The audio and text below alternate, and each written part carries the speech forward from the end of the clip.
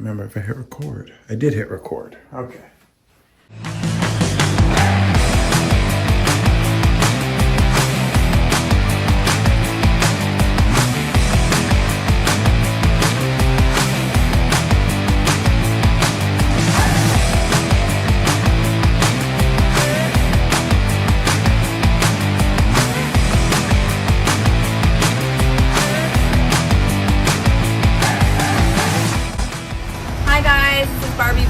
aka Kelly Kelly, and you're watching Wrestling Express Podcast. What a night last night. Elimination Chamber from Toronto was a blast. What a surprise finish. Couple surprises throughout the show. We got 4 matches. Should be quick. It's not gonna be. Before I get started, I want to give this new Future Freeze Prime a try because I am parched. Just woke up a little while ago. Baby is sleeping, so we are on a time crunch. So I will try to get through this as fast as I can. I put that about mid-range for primes. It's supposed to be a rainbow sherbet flavor. I think they did pretty good.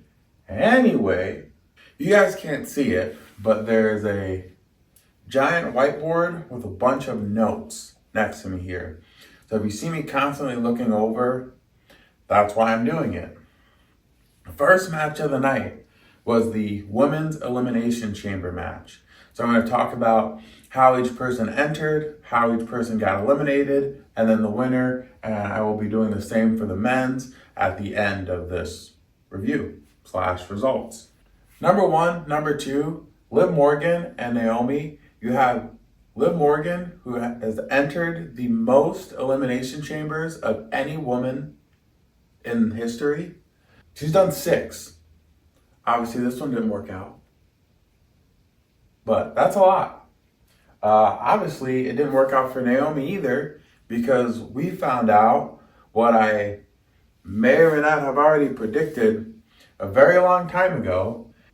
It seems as though with the return of Jade and Jade coming back, not to attack Liv, but to attack Naomi, and gave her a beating that, 1, I haven't seen in a while, and 2, you usually don't see women this aggressive, which was nice to see. It really got the point across that, hey, I don't think Liv's the one that attacked me. I think it was Naomi, which immediately when it happened, I said, who does it benefit? There was speculations on Liv, Raquel, Bailey. Jade getting taken out didn't benefit any of them. Who did it benefit the most? Who got into whatever match? I don't even remember what was going on at the time. Who got to be tag team champion? Was now in the Elimination Chamber? It's Naomi. All this stuff benefited Naomi. The fact that and I say we, a lot of people didn't see this coming, I think is kind of silly, in my opinion. So, first elimination was Naomi. She was unable to compete in the match, so they pretty much just eliminated her right then and there. Jade walked in through the open door, beat the crap out of her. As Naomi tried to get out, she slammed the door on her head, and they just took her right out. We have to watch from the pod as Bianca was banging on the pod, crying, doing the whole deal, which, that should tell you what kind of happened, so you shouldn't be that upset about it. But as we saw in the press conference, or the post-show press conference, she does not believe that it was Naomi, even though the evidence points all makes sense to her, but who knows. Number 3 was Bianca. Bianca entered at number 3. She did win the Elimination Chamber in 2022. Number 4 was Roxanne, making her Elimination Chamber debut. I know a lot of people had high hopes for her in this match, just because of how well she's done in a lot of her first matches. Her Iron Survivor, Royal Rumble, Breakout Star Tournament in NXT, 2-time NXT Women's Champion, I believe. Next up after that was Bailey.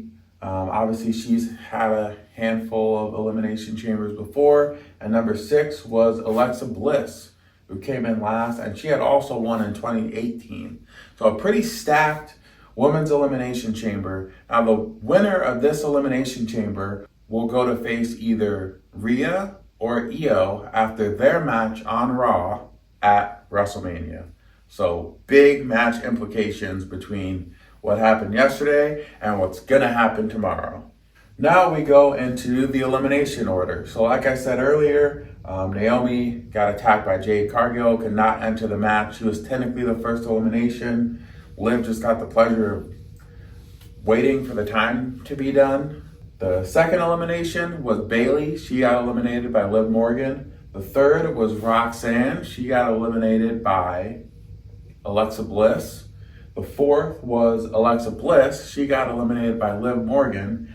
And then the fifth and final elimination was Liv Morgan, who obviously got eliminated by Bianca Belair, for Bianca Belair to win the Elimination Chamber, get her shot at WrestleMania, the first woman to win 2 Elimination Chambers, lasting about 25 minutes in the match. So pretty good match time. Next up was the women's tag match, so a little double women's tag action. I would like to point out, this match was Tiffany Stratton and Trish Stratus versus Nia Jax and Candice LeRae. Now, I feel like when Charlotte came back, there was a plan to have her be the good guy, and that didn't really work out. So, but there's this weird, so if Nia Jax is bad, and then Tiffany Stratton is working with her, and she's also bad, and then Tiffany turns against Nia Jax, making her good, but then Charlotte comes back and she was supposed to be good, but then she didn't get a good reception, so she went bad, so then they had to make Tiffany Stratton, I think their goal was to they were too in line with each other, where people really didn't know whether or not to like Tiffany Stratton or not, and people really didn't know whether or not to like Charlotte a lot, so they had to make Charlotte worse, make her, more bad, and then make Tiffany Stratton more good. And what better way to get a reaction, a good reaction, than having Tiffany team up with Trish Stratus in Canada. I feel like that was just textbook. Obviously, they talk about cheap heat. I don't know, I guess whatever the opposite of cheap heat is. That was it. We need people to cheer for her, and we're going to do the easiest thing we can right now. Couple good points for the match. For Trish Stratus specifically, what a return she had. I think she did pretty good for her age, if you ask me. 25 years of Trish Stratus. That's a long time, considering that I am in my 20s. I won't say what the last number is, but I'll just say I'm in my 20s. So Trish Stratus has been doing this a long time, since I was this big to this big, I guess. So another couple things I wanted to throw out. So Trish Stratus is obviously from Canada and has lived up to a lot of big matches in Canada. One, competed in WrestleMania 18 at Toronto, also competed at Unforgiven 06 in Toronto, beat Lita for her 7th title. Unforgiven 06 is one of my favorite pay-per-views of all time. Obviously that was a great match, but the John Cena versus Edge match, where he hits the Attitude Adjustment off of the ladder through the 2 tables, I think that was, as a kid, So what a pay-per-view overall, but obviously nice to see Trish Stratus back in Canada, doing what she does best. Obviously, they got the win. Tiffany got the pin. Definitely is going to propel her, send her in the right direction for her WrestleMania match, her upcoming WrestleMania match. So it was really nice to see that, but overall, great match. The reaction that you thought they were going to get, the outcome that you thought was going to happen. Next up, match number 3. This was the unsanctioned match between Kevin Owens and Sami Zayn. They did talk about how they met in 2002, which again is a very long time ago. Long time to be friends, One thing that I did notice with that, when Kevin Owens came out, and maybe I missed it, I don't know, but when Kevin Owens came out, he did not do his yell that he does, which he always kind of does, don't you think? Even like good, bad, he always does it. So it was nice to kind of see him come out and kind of that like calm before the storm type deal. Another thing to note is Kevin Owens had one of his biggest matches in Elimination Chamber, beating John Cena in 2015. So he's had some good Elimination Chamber runs. Not obviously in the Elimination Chamber, but at the pay-per-view itself. Right before the finish happened, I said, I think that both Sami Zayn and Kevin Owens have kind of been in limbo for a while, and I feel like whoever wins this match will kind of help propel their career for the next however many years. Pretty much right after I said that, Kevin Owens won. So, hit a bunch of pop-up power bombs on the outside. It was a pretty aggressive match. Obviously went through the crowd, did that whole deal, through the table. They went through a double table, which was nice to see, kind of a throwback. I don't know if that was an intentional throwback or one that was just happened to be there, but as soon as I saw those two tables get stacked on each other, I thought, wow, what a throwback to Cena putting Edge through those double tables. After the match, Kevin Owens continues to attack Sami Zayn, to then we get the surprise of Randy Orton coming back out, going through obviously whatever security they have there that does absolutely nothing, goes to hit Kevin Owens with a punch before getting pulled out of the ring. Kevin Owens gets pulled out of the ring. So I'll be curious to see where that goes. If we get a Sami Zayn, Kevin Owens at WrestleMania, if we get a Randy Orton, Kevin Owens at WrestleMania, I will say, I think Kevin Owens is going to be at WrestleMania in some sort of implication, whether it's with Sami Zayn, with Randy Orton, against, together, I don't know. I will say, my prediction right now is Kevin Owens will lose that match. We don't even know if he's going to be in a match. My prediction right now is Kevin Owens will be at WrestleMania in a match, and we'll lose that match. Write it down, timestamp it. I'll just go to match number 4. Match number 4 was the men's Elimination Chamber, the fourth and final match. Number 1, number 2 were Seth and Drew. Now, Seth, unlike Kevin Owens, has not had good showings, specifically in Elimination Chambers, obviously at the Elimination Chamber pay-per-view. Seth came into this match 0-3 at Elimination Chambers. Not very good, and guess what? Now he's 0-4. Drew entered. Now, Drew probably had essentially in my opinion, maybe one of the best chances of winning, considering he's defended a title in Elimination Chamber. He also won Elimination Chamber last year, went on to WrestleMania, and won the championship at WrestleMania. It didn't last long, but he essentially did exactly what you're supposed to do. It obviously just didn't work out in the end and kind of, I don't want to say started a downward spiral, but was ramped up a downward spiral that was already happening. Third person to enter the match was Damian Priest. He was entering his second Elimination Chamber. The fourth person to enter was Logan Paul. Now, Logan Paul is one of those people where it didn't really seem like he had any reason to win.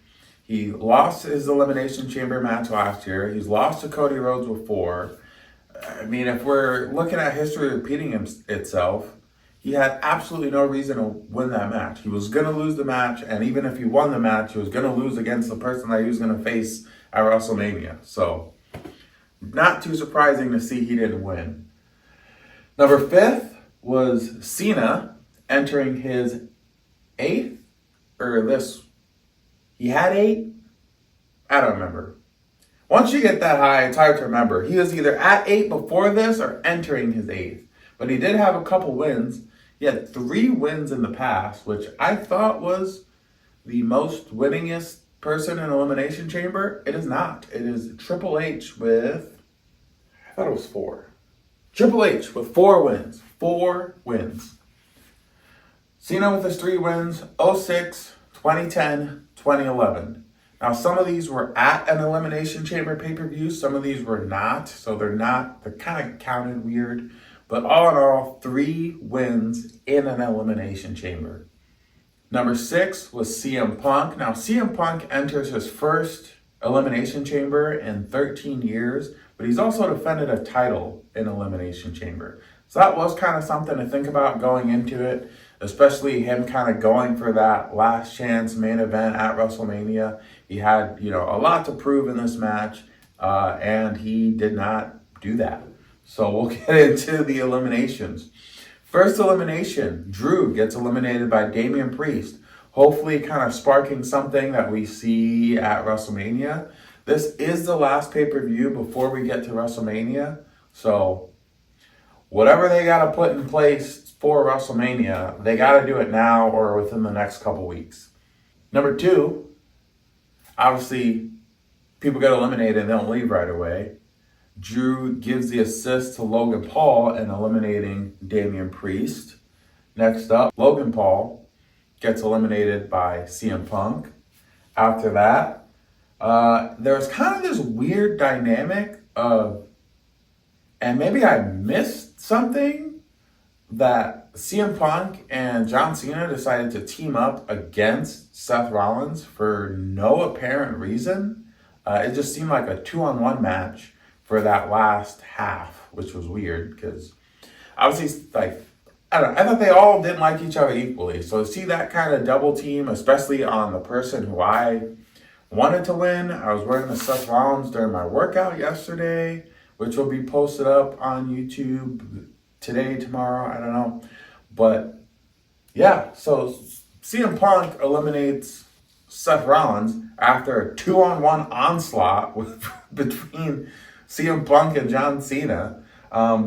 Which, funny enough, after that, Seth decided, yeah, I know I was getting beat up by both guys, but if there's one guy I don't want to win, it's CM Punk. And assisted in the elimination of CM Punk, hitting him with the curb stomp, getting him into that, so Cena could get him into that STF, and then just kind of waited until he slowly faded away. So yeah, the winner of that match is John Cena. I will say I did not predict that winner of that match.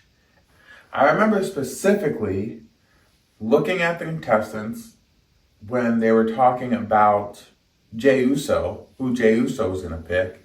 And I said that it didn't really make sense for Jey Uso to pick anybody, to be honest. It didn't really make sense for him to win the Rumble. But that's neither here nor there.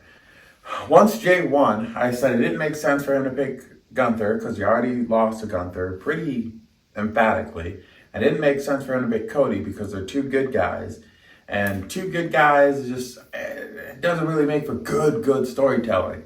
And that's why I thought that John Cena was not going to win, being John Cena's a good guy and Cody Rhodes a good guy. And I may have said the only way that Cena wins this Elimination Chamber match is if at some point he turns heel. That way you have a good guy, Cody Rhodes, versus a bad guy, Cena. That was my prediction. And if you watch Elimination Chamber, you know what happens. So before I go into exactly what happened, they did kind of some Royal Rumble stuff by the numbers. I just want to throw that in really quick because I thought that was pretty exciting to see. Couple notable things I wrote down. There's been 34 Elimination Chamber matches, 111 total superstars. Now, this is before the start of the Elimination Chamber pay-per-view, so obviously you're adding everything to that. Randy Orton has entered the most Elimination Chambers at 9. Like I said earlier, Triple H has won the most at 4. In terms of broken pods, there have been 23 broken pods total. And not really Elimination Chamber specific, but this is the 12th pay-per-view in Toronto. Or maybe this is the 13th. I don't know. And much like when Kevin Owens and Sami Zayn met, the world met the Elimination Chamber in 2002.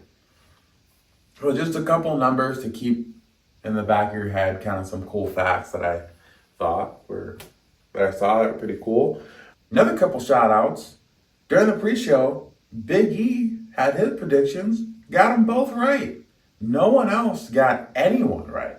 So good on Big E. Yesterday was also Big E's birthday, so happy birthday to him. And I got another birthday for you guys that I'll wait till the end of the video. And also kind of during the pre-show and throughout the show, they kind of talked about their Evolve show and introduced some of the superstars that were going to be on there. Obviously, some of them we know already, we've seen in WWE. Some of them we don't know or we haven't met yet, or if you're not familiar with Evolve, you don't know. Last but not least, moment of the night, moment that was supposed to be somewhere in the middle, except Triple H said, this is going to be a big moment. We're not going to put it in the middle. We're going to put it at the end.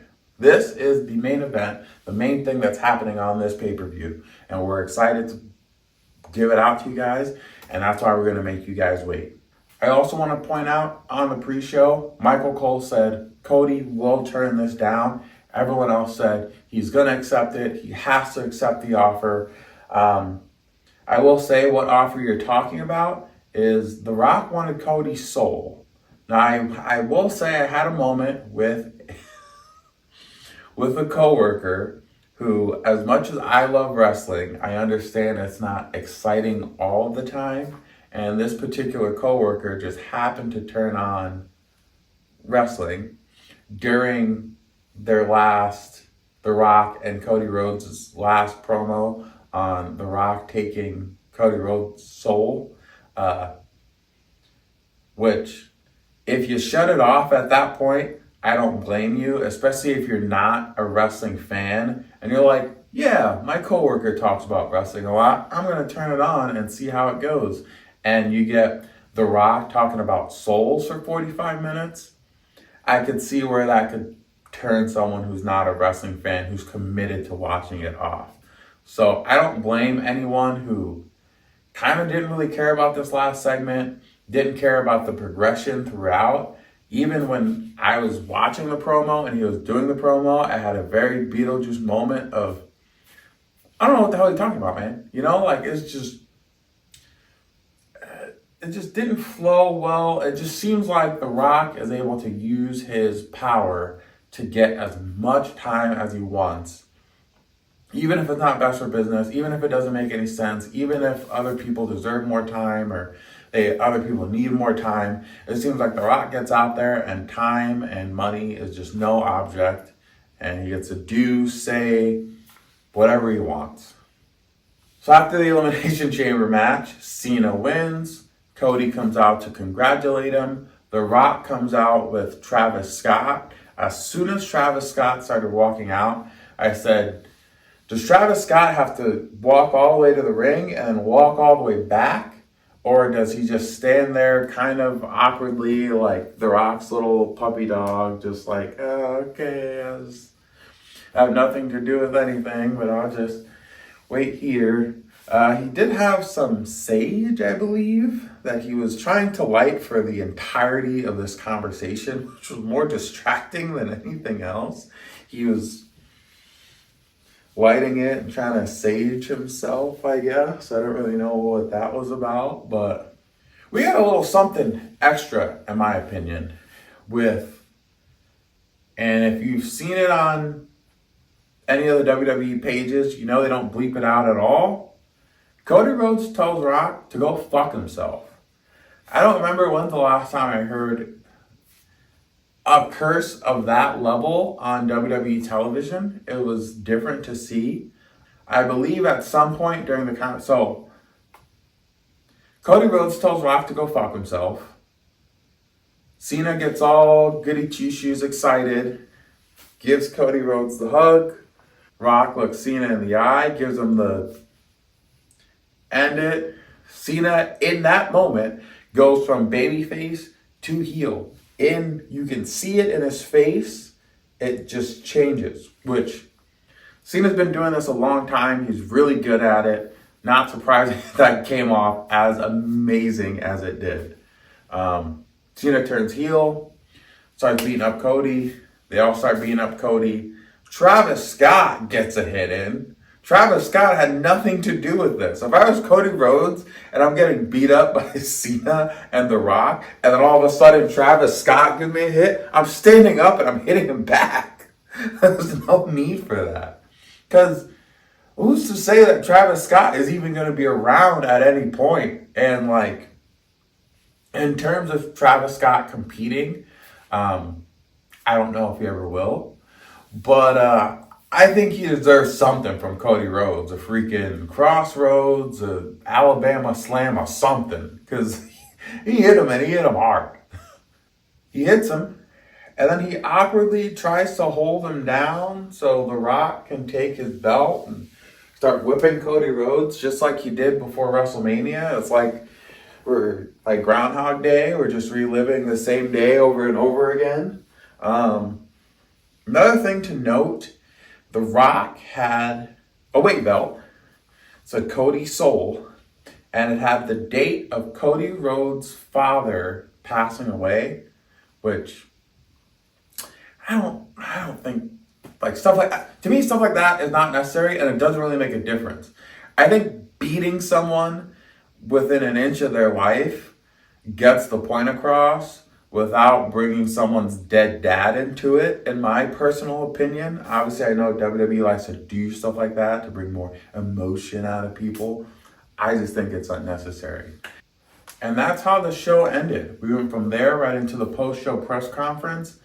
I will say, and don't get me wrong, Bianca was there. She did a great job she reacted the way anyone would react. Watching her one friend beat the crap out of another one of her friends while she's locked behind a cell to then win the whole deal, get to go to WrestleMania, but she still doesn't know who she's facing.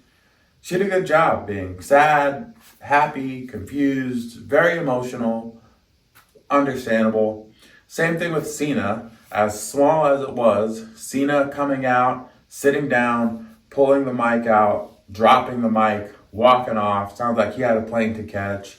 I said it in my last review, I believe.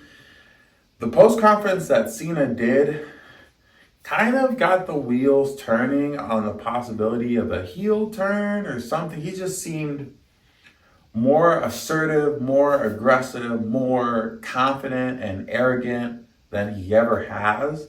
And, everyone says, oh, he has the right to be that way, he has the right to be that way, he has the right to be that way. But he never was that way. So to kind of see that beginning stages at the press conference where he pretty much walked out and said, I'm going to be in Elimination Chamber, I'm going to win, I'm going to go to WrestleMania, and I'm going to get my 17th world title, and there's nothing that anyone can do about it, was not the way that Cena usually talks. He's usually very friendly, very happy, and I feel like that was the beginning of his heel turn.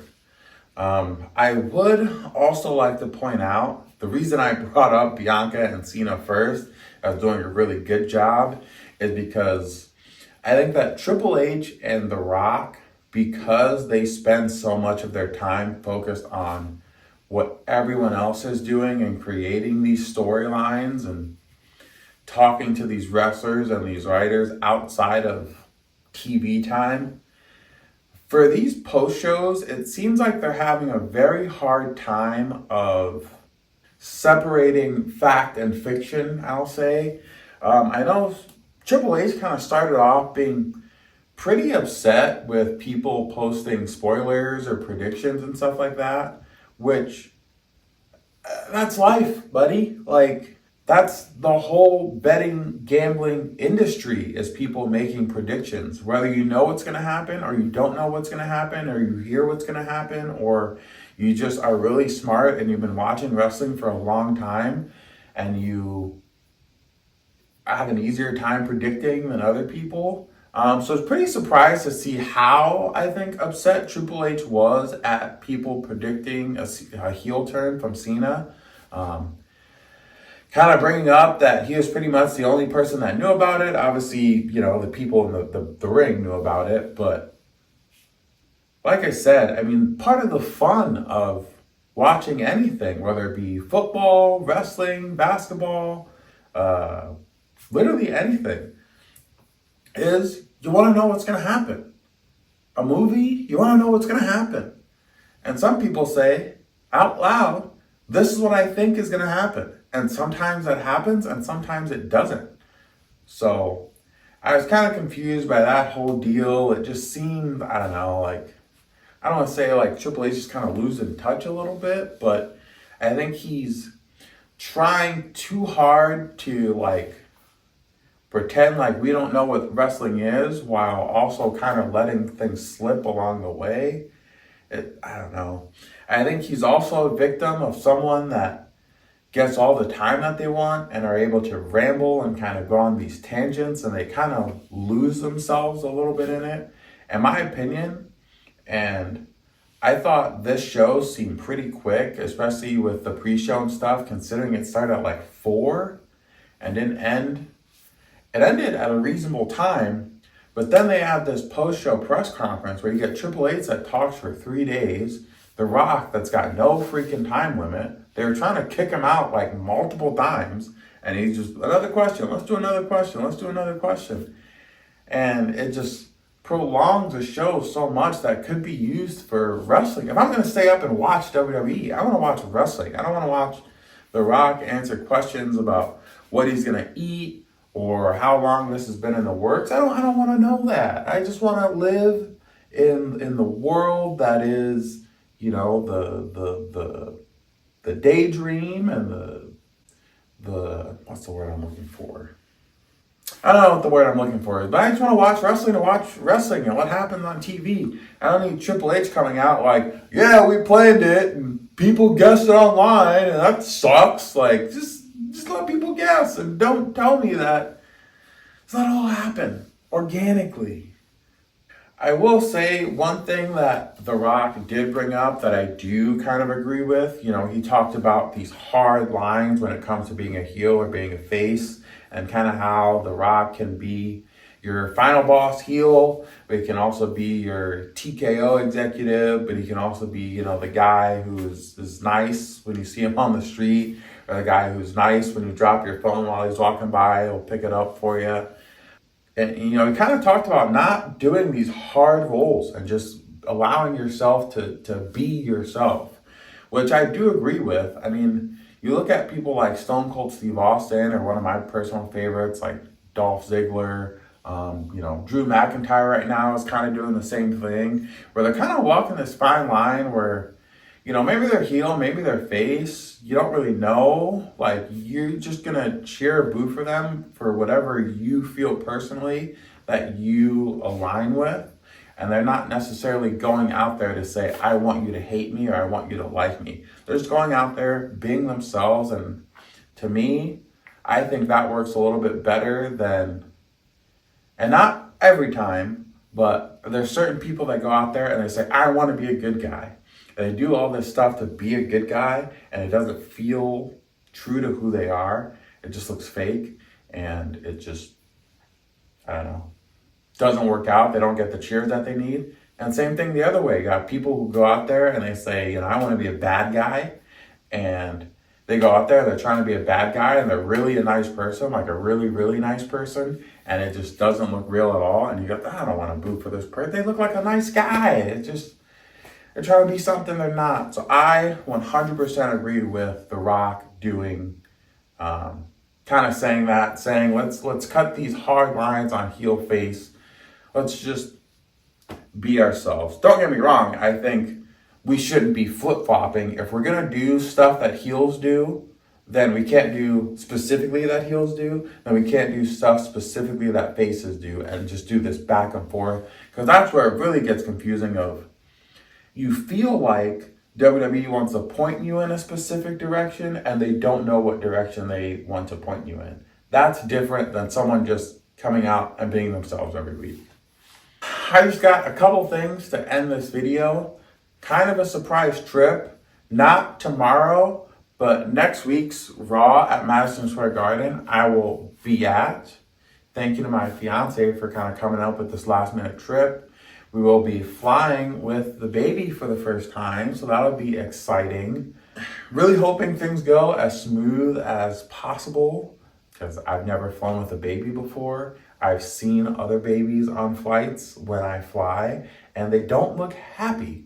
So I'm hoping that when he gets through, okay, I'm not going to be too stressed out about it. Like, it's a baby. You're getting on a plane with a baby. If she cries, you got on a plane. Don't get on a plane with a baby. I don't know what to tell you.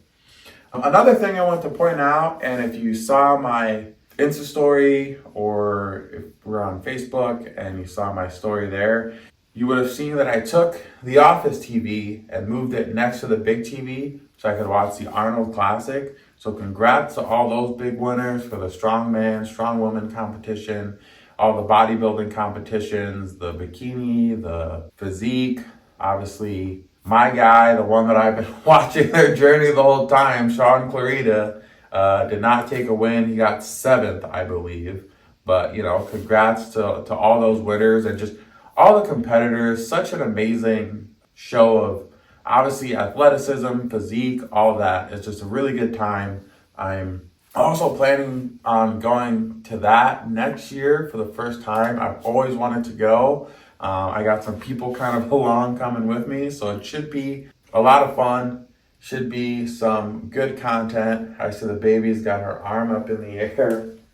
She's gonna put it down, but I don't know if you guys can see that. She's got her arm up. That is her universal "I am waking up, you need to come get me" sign. So, but it doesn't seem like she's crying yet, so that's good at least. Another thing that I want to throw out there in honor of Big E's birthday yesterday, I want to throw out my Little E's Big Five.